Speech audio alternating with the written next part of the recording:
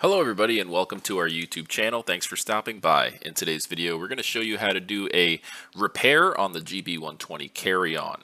This is a really unique model. It's the easiest model to put in and out of the trunk of the car. As you can see, you don't really have to deadlift it. It's TSA friendly. You could take it on an airplane trip with you. It has a lithium battery that's approved for airline travel, and it's great for cruises because it folds flat and it can usually fit underneath the bed in a room of a cruise. Now, if you want a free catalog, I want to tell you that all you have to do is go to our website, mobilitydirect.com, click on the green button at the top of every page, fill out the simple short form, and you'll get one in the mail within 1 to 2 weeks tops. I also want to say that if you subscribe to our YouTube channel, you're automatically entered into our monthly giveaway. We give away a free mobility scooter once a month to a random subscriber of our YouTube channel. So if you're not already subscribed, what are you waiting for? It's free, it's easy, just hit the subscribe button and you could be the next lucky winner. With that being said, let's get started. So here we have the golden Buzzaround carry-on. It's model number GB120. It's a really popular scooter, probably one of our top sellers, and a simple little fix for one of the issues that we've seen is when that yellow lever gets loose, and you can see it's like not tight, you can easily push it. It's usually tight, and it's used to tilt the handlebar assembly closer to the user or further away. Sometimes the cable that's attached to that yellow lever gets dislodged from the fork that unlocks the tiller. So that gray cable that I'm pointing out is actually kind of like a bike brake cable. The cable has a little holder at the end and it gets suspended under a fork, which we'll show you in a second. Now, before we do any repairs, we always want to disconnect the battery. So take your battery out, and you're going to need a Phillips head screwdriver that will be small enough to fit into the little holes on the front side of each handlebar. There's 2 on each side, so you'll want to remove all 4 screws.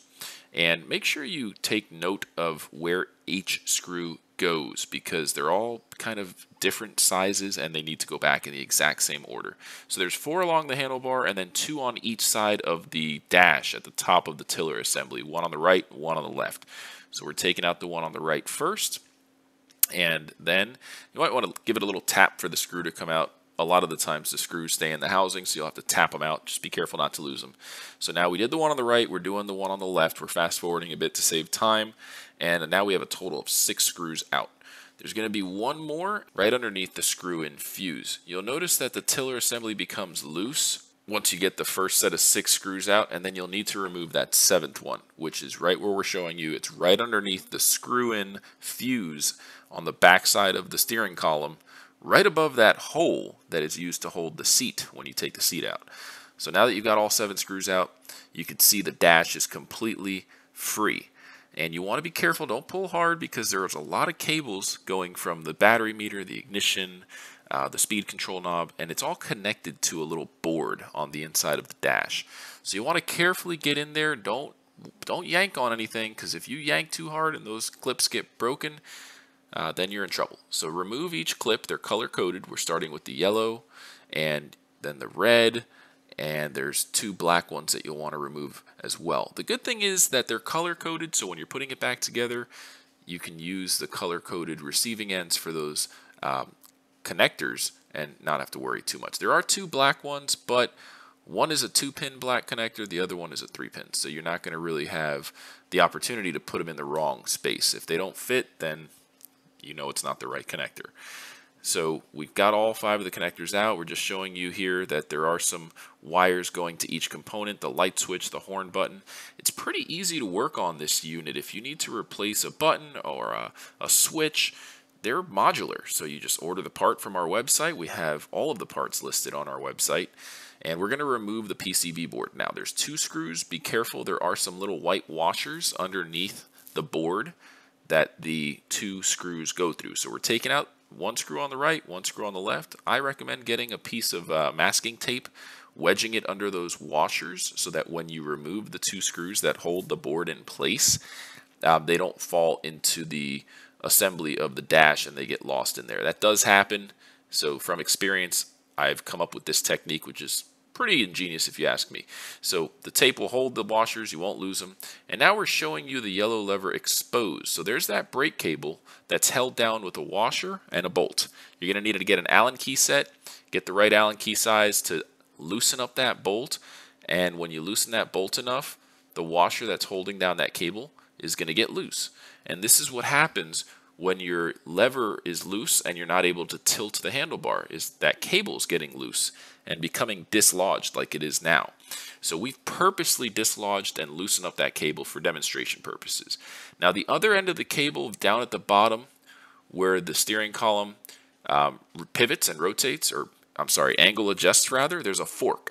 And that cable, the end of the cable has a little stopper on it, which we're showing you now. That stopper needs to be wedged under the fork, and sometimes it gets dislodged when the brake lever cable or the tilt adjust cable becomes loose. So we've completely intentionally dislodged the cable from the fork and from the washer and the nut that attaches to the yellow lever that swings when you're ready to adjust the tilt of the tiller assembly.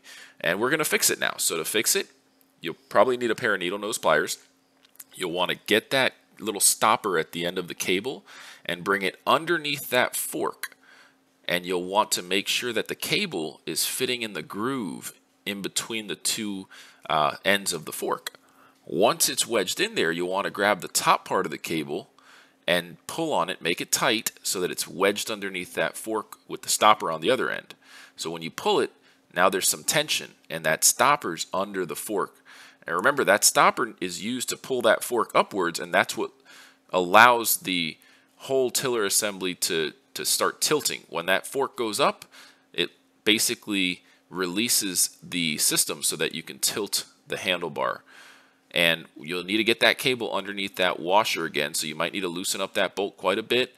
Use your needle nose pliers, and just like we did, you want to get that cable nice and tight and underneath the washer. Pull on it nice and tight while you're getting your Allen key set and tightening that washer down. So you want it to be really tight so that when you pull on it, it's got enough tension to lift up that fork. And that's basically the whole repair in itself right there.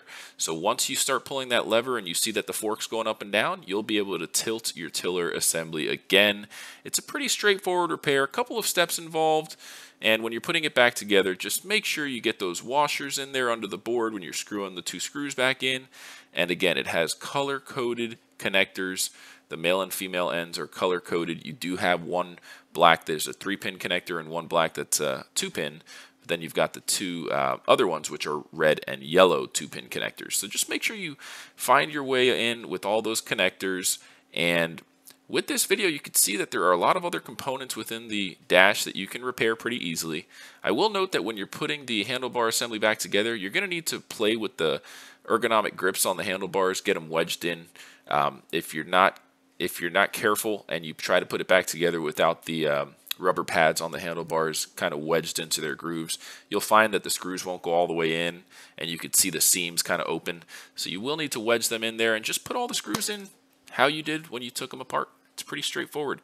So we're putting in the 5th and 6th screw. We did the first 4 along the handlebars, and then the last one, which is the 7th underneath the fuse, will be done last.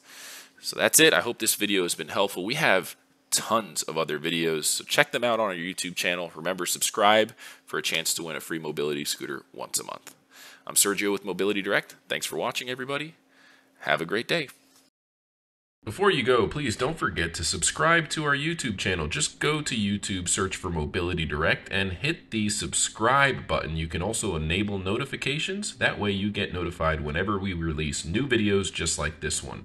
Our YouTube channel is organized into convenient playlists ranging from repair videos, review videos, unboxing videos, and we're constantly making epic videos. So make sure you go on over to our YouTube channel, check out our videos, leave a comment if you have any questions. We reply to all of our comments. We would also appreciate it if you like the video. And by the way, don't forget, you can claim a copy of our free catalog. Just go to our website and then click on the green button at the top of every page. Just fill out that short form. You'll get one in the mail within 2 weeks. Thanks again for watching, and have a great day.